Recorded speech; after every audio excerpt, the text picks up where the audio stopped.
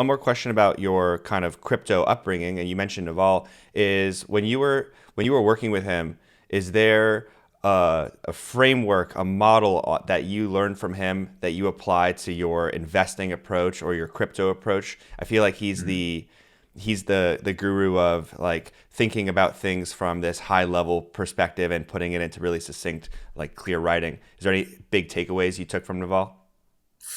A lot. I mean, I learned a huge portion of what I know as an investor from Naval.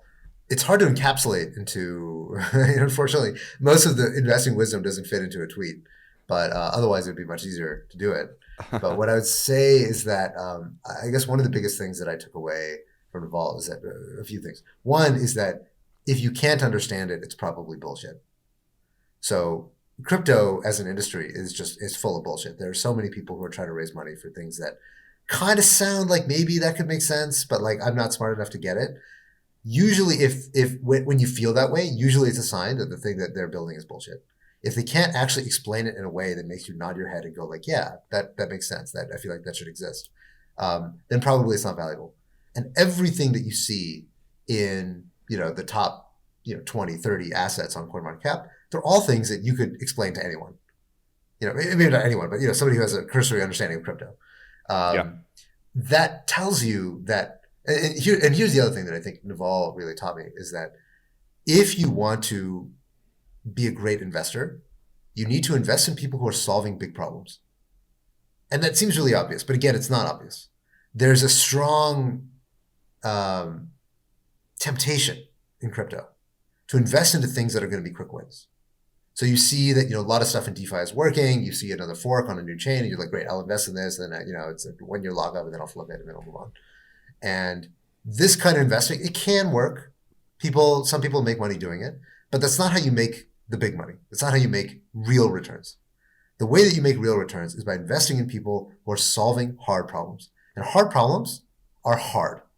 They're hard for a reason. They take time. They take ingenuity. They take world-class talent and insight. And again, if you look at everything in the top 20, there's nothing in the top 20 that was built quickly. There's nothing in the top 20 that was a fly-by-night fork that's like, oh, hey, I'm going to launch this new thing on a new chain and then do it, blah, blah, blah. Everything that's in the top 20 solved a big problem. So whether it's something like Solana or Avalanche or Uniswap or Chainlink, these are all things that are tackling huge problems and making the best shot at trying to solve it. And that's what it looks like to make a great investment. And so that very much informs the way that I think about investing. And it's also how I justify the strategy and the philosophy that we have at Dragonfly, which is that we try to back people who are solving big problems.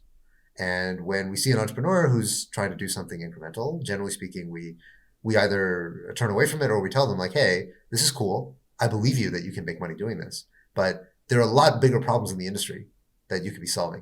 And, it'd be great. I always love it when I see entrepreneurs take an idea that they know they can execute on and decide to make it bigger and make it even more ambitious.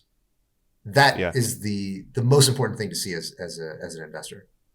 No, I like that a lot. These big problems, and it's something that really resonated with me at Unstoppable Domains, like where I work now, is tackling this identity problem. It felt so large, but also could start seeing the game plan, the steps to get there. So I do like that. The best crypto projects are the ones solving big, world-changing challenges.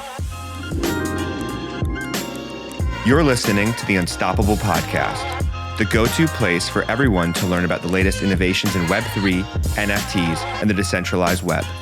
Welcome to the metaverse.